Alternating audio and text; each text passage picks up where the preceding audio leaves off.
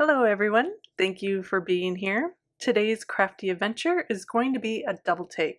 I am all about getting a 2-for-1 as I mess around with Distress Oxide inks to create two inky backgrounds for some birthday cards featuring some new stamps from Unity Stamp Company.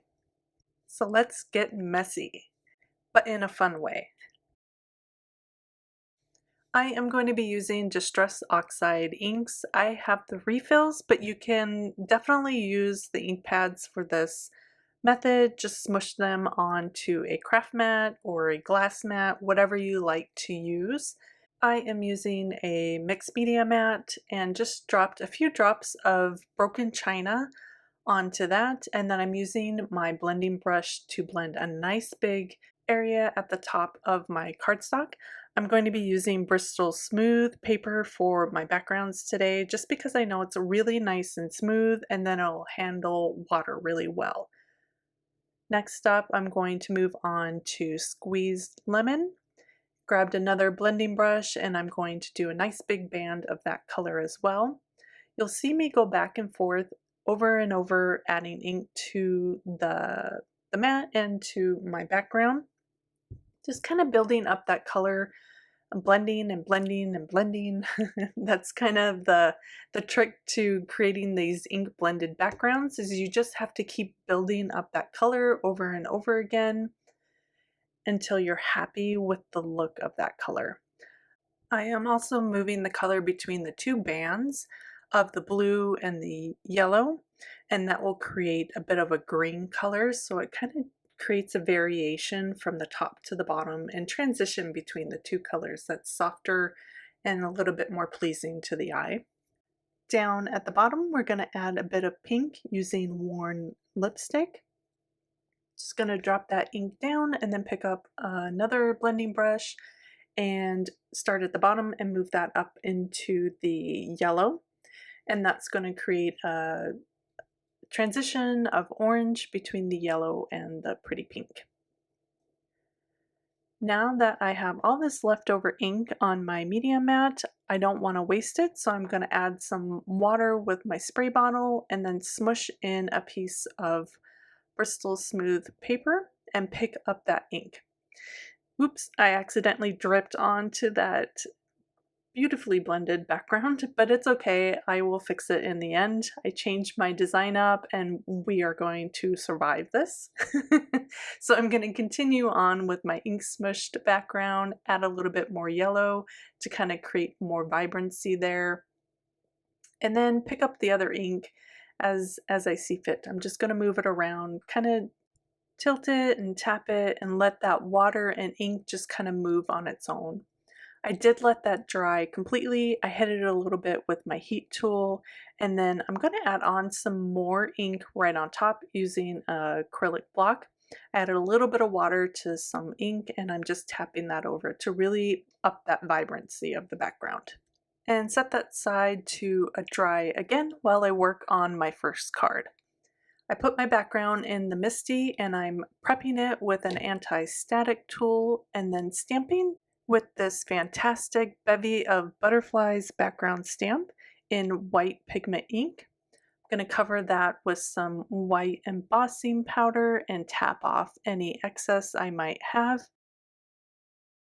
You'll want to make sure that your background is very dry, otherwise if you use the powder pouch, you'll pick up that ink and get it on your pouch, or the embossing powder will stick to your background. And even though you use the anti-static tool, you'll still get a lot of white little speckles because they just stick to the ink. So you just want to make sure it's really dry. Next, we're going to add in a fun sentiment. I love this big balloon. It's perfect for the cheers and confetti stamp set. I'm just repeating the process of stamping in white pigment ink and then embossing in the white embossing powder. So let's start layering everything up. I die cut a scalloped rectangle from some white cardstock and layered that on my card base, and then die cut with the stitched rectangle that fits right in the center of that scalloped rectangle. That also got rid of my oopsie from the drip earlier, and I'm just putting that down with some foam adhesive And then to just add a little bit of pizzazz and something extra to this card, I grabbed a bunch of pretty Nuvo drops and I'm following the colors in the pattern of my background.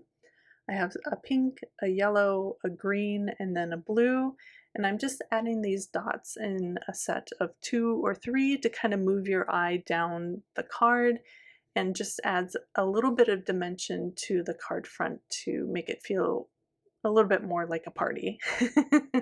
Like it's confetti kind of falling around the balloon.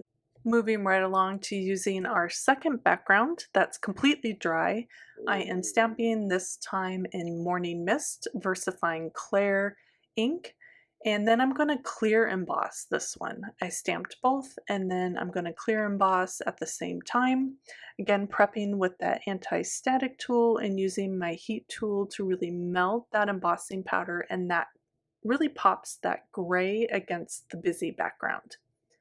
I'm going to die cut this down with the scallops and rectangles die, and then I have a vellum layer that I'll glue to the card front, and then I created a scalloped frame from the same die set because they layer beautifully together, and I'm just going to add some tape adhesive and then glue that straight down at an angle in the opposite direction. Just kind of creates a fun accent to this card.